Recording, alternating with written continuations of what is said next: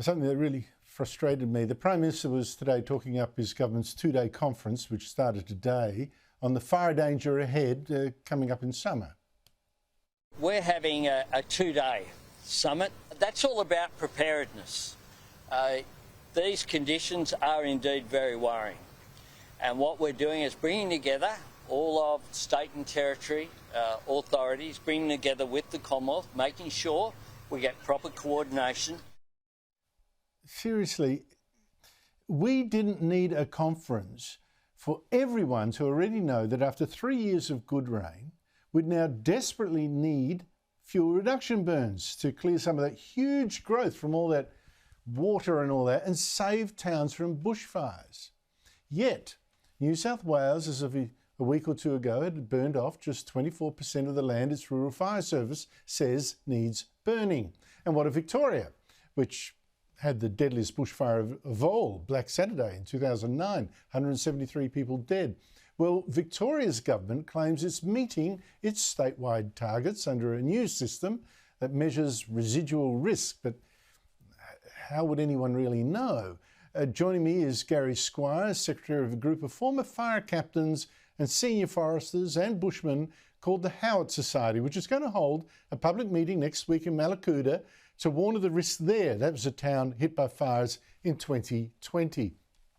Gary Squires, thanks for joining me. The government says it's meeting its overall fuel reduction targets. Is that what you and your fellow experts see? No, we don't, Andrew. The Royal Commission in 2009 said that the government should be fuel reducing at a minimum 5%, if not more like 8% of the forest area in Victoria to really reduce the risk of to our forests and to the communities that reside close to the forests. Currently, the Victorian government is burning less than 2% per year, so nowhere near enough. Wow. Well, how can it make this claim that it's meeting its targets? Although I have to say, it's got a metric that I'm struggling to understand, called something like risk, what is it called? Residual risk. I don't know how anyone would measure that, but how come it claims it's on target? Well, after the 2009 Royal Commission, the government did try to work towards that 5%, but then a couple of years later decided to change the rules, and they brought in this residual risk process. Residual risk is if there's no protection works done at all, your risk is 100%. If you do some protection works, they say if you get it down to 70%, that's acceptable. We say that's nowhere near acceptable for a number of reasons, but the biggest one is that you need to be burning deep into the forest to stop the ember attacks that are the real cause of the burning of places like Mallacoota. So why aren't the burns being done? Well, that's a good question. One of the reasons is the government is very risk averse. So the department, there's plenty of department officers that would like to do stacks more burning, but the department have got so much bureaucracy around burning now because they just don't want ever anything to go wrong during a burning operation, a fuel reduction burning operation. The reality is that occasionally when you're doing fuel reduction burns, something will go wrong, but it's never really serious, and it's nothing like the effect that you have when you get a major bushfire.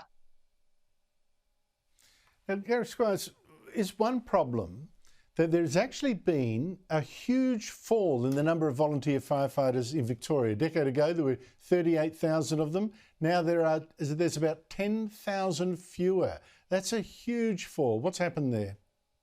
Yeah, not an expert on the CFA numbers, but I do know, just talking to local people, that it's the amount of training and retraining and accreditations that people are being asked to do.